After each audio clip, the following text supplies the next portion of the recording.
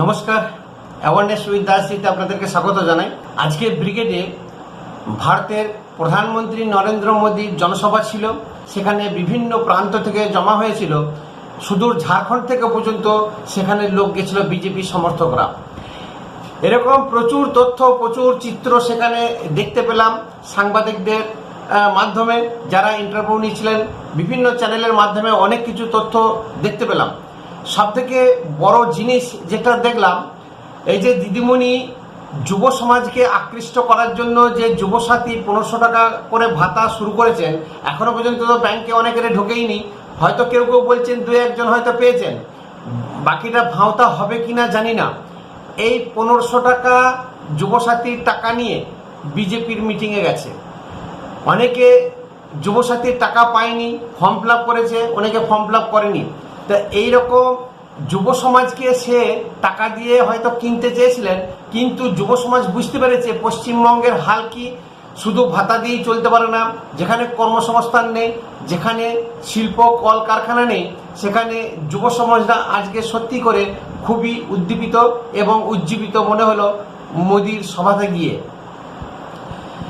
এরকম অনেকেই প্রচুর পরিযায়ী শ্রমিক এসেছিলেন পশ্চিম মেদিনীপুর, বর্ধমান থেকে এবং পুরুলিয়া থেকে প্রচুর পরিযায়ী শ্রমিক গেছিলেন এবং অনেকে দুঃখ প্রকাশ করেছেন যে এখানে আমাদের কাজ পর্যন্ত পাওয়া যায় না, আমাদের ছেলেদের মেয়েদের ভূত ভবিষ্যৎ কি হতে পারে, যার জন্য পাল্টানো দরকার, চাই বিজেপি সরকার। এই স্লোগান নিয়ে তারা কিন্তু ব্রিগেড ময়দানে হাজির হয়েছিলেন। সবথেকে বড় কথা, কিছুদিন আগে মেট্রো চ্যানেলের সামনে যে দিদিমণি ধর্না শুরু করেছিলেন, ধর্না ফ্লপ হয়ে গেছে। সেই ধর্না আর চলেনি, নিজের বিরুদ্ধেই নিজেই ধর্নায় চলে গেছিলেন শুনছি নাকি।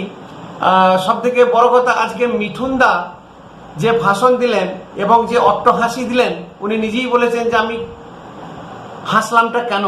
তার কারণ উনি দেখিয়েছেন যে কারো নাকি 389টি বাচ্চা, কারো 310টি বাচ্চা।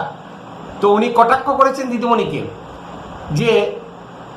যে 389 যার বাচ্চা বা 310টি যার বাচ্চা, তার হয়ে উনি ধর্নায় বসেছিলেন, তুই 400 বাচ্চা কেন করলি না বা 325 কেন করলি না, যেটা মিঠুন দা ভাষণে বলেছেন।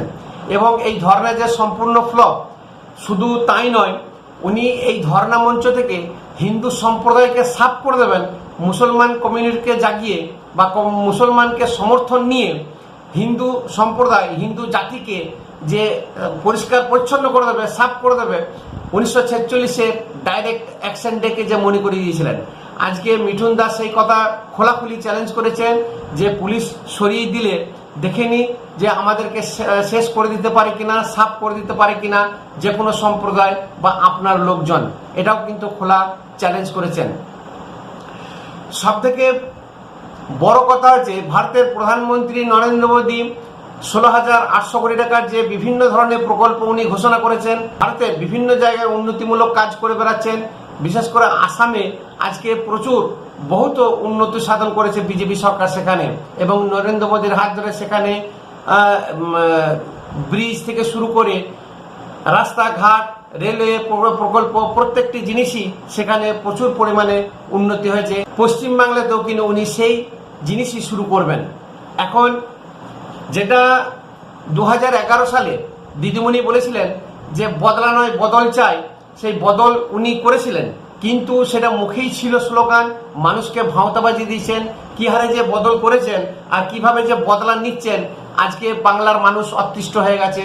আজকে প্রত্যেকটি ফ্যামিলি, প্রত্যেকটি যুব সমাজ, এমন কোনো মানুষ নেই যে খুন, রাহাজানি, জখম, গণধর্ষণ, গণহত্যা যে হয়নি, এটা কিন্তু আর আমাদের দেখতে বাকি নেই।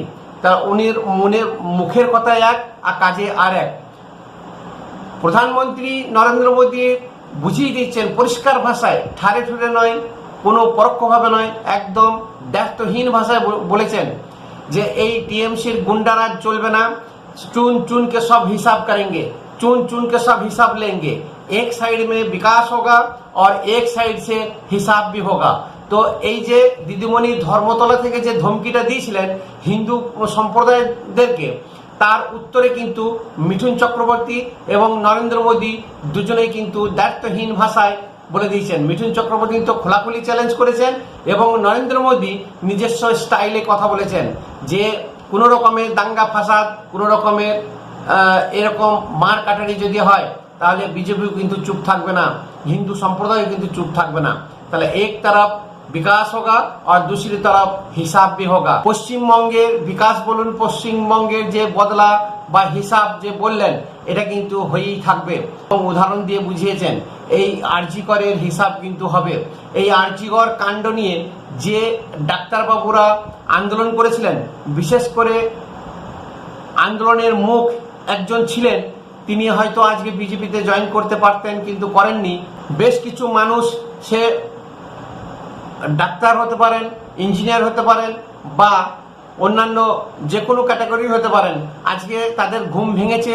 আজকে তারা বুঝতে পারছেন যে এই টিএমসির অপশাসনকে স্বনির্মূলে উৎখাত করা খুবই দরকার আছে এবং তাদের বিকল্প আর কেউ নেই একমাত্র বিজেপি ছাড়া।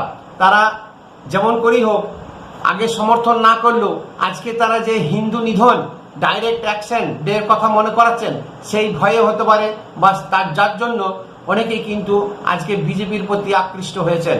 আজকে কলকাতাতে মিটিংয়ে যাবার সময় বিজেপি সমর্থকদের উপরে টিএমসি সমর্থকরা যে হামলা চালিয়েছিল, পাল্টা মার এবং ইটের বদলে যে পাটকেল দিয়েছে, সেটা টিএমসির মন্ত্রী ভালো করে বুঝতে পেরেছেন, কারণ তার বাড়ির জানলা দরজার কাঁচ ভেঙে দিয়ে এসেছে। অতএব এবারে বুঝতে পারছে যে আর পড়ে পড়ে মার খাবার সময় নয়, দিন শেষ হয়ে গেছে। তেজপাতার মতন যে ছুঁড়ে ফেলে দিত সংখ্যালঘুরা, আজকে সেই সংখ্যালঘুও কিন্তু টিএমসির বিমুখ হয়ে গেছে, প্রত্যেকেই কিন্তু ব্রিগেডমুখী ছিলেন। নমস্কার, ভিডিও ভালো লাগলে শেয়ার করবেন, একটা কমেন্ট অবশ্যই করবেন, সাবস্ক্রাইব করে আমার চ্যানেলকে উৎসাহিত করবেন। ধন্যবাদ।